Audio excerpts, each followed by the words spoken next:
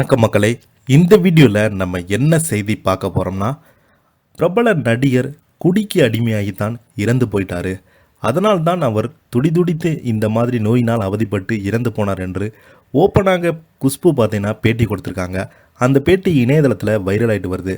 யார் அந்த நடிகர், அவருக்கு என்னாச்சு, என்ன தகவல்னு இந்த வீடியோவில் பார்க்கலாம்.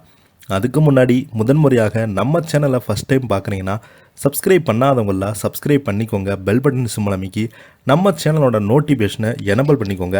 நாங்கள் போடுற வீடியோ எல்லாமே உங்களுக்கு உடனுக்குடனே வந்து சேரும். வாங்க என்ன தகவல்னு இந்த வீடியோவில் பார்க்கலாம். நடிகை குஷ்பு தமிழ் சினிமாவில் ஸ்டார் நடிகையாக வலம் வந்தாங்க. 80-90 காலகட்டத்தில் அவர் எத்தனையோ படங்களில் நடித்தாங்க. அவருக்கென்று தமிழ்நாட்டில் கோயில்களும் கட்டப்பட்டது. ஒரு கட்டத்தில் அவருக்கு கதாநாயகியாக வாய்ப்புகள் குறைந்ததை அடுத்து குணச்சித்திர கதாபாத்திரத்திலும் சீரியல்லையும் நடிச்சிருக்காங்க. அரசியலில் அடியெடுத்து வைத்திருக்காங்க. அவங்க இந்த சூழலில் தான் அவங்க அளித்திருக்கும் பேட்டி ஒன்று சமூக வலைதளங்களில் ட்ரெண்டாகி ரசிகர்கள் கவனத்தையும் ஈர்த்து வருகிறது.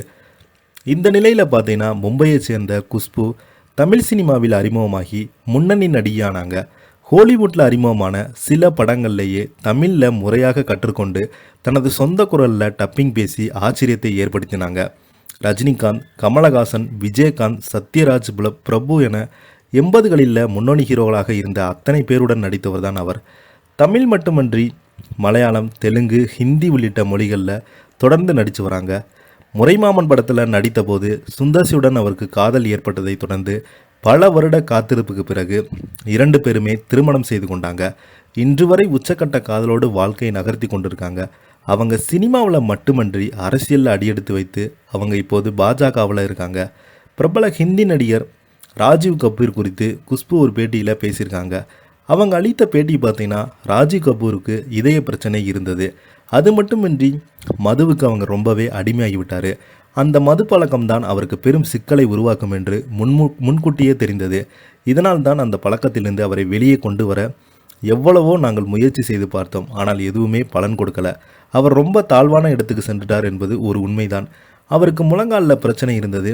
அதனை சரி செய்வதற்கு 2 முறை அறுவை சிகிச்சையும் செய்யப்பட்டது. எதுவுமே அவருக்கு எந்த விதமான உதவியுமே செய்யலை. இறக்கும்போது நான் மும்பையில் தான் இருந்தேன்.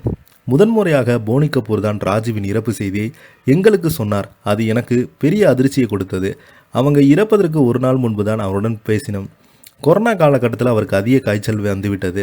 உடல்நலம் சரியில்லை நிலையிலும் அவர் சுய நினைவில் தான் இருந்தார். அவர் தன் உடல்நிலைமையை ரொம்பவே அலட்சியமாக எடுத்துக்கொண்டார் என்பதை நாம் ஏற்றுக்கொண்டதான் வேண்டும். எப்படியும் உடல்நலம் தேற்றிக்கொண்டு விரைவில் சந்திக்கிறேன் என்று என்னிடம் கூறியிருந்தார்.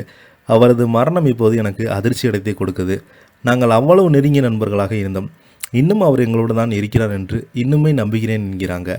இதை பற்றி நீங்கள் என்ன நினைக்கிறீங்க? கீழே உள்ள கமெண்ட் பாக்ஸில் மறக்காமல் பதிவிடுங்க. இந்த வீடியோ உங்களுக்கு பிடிச்சிருந்தால் லைக் பண்ணுங்கள், ஷேர் பண்ணுங்கள். நன்றி, வணக்கம்.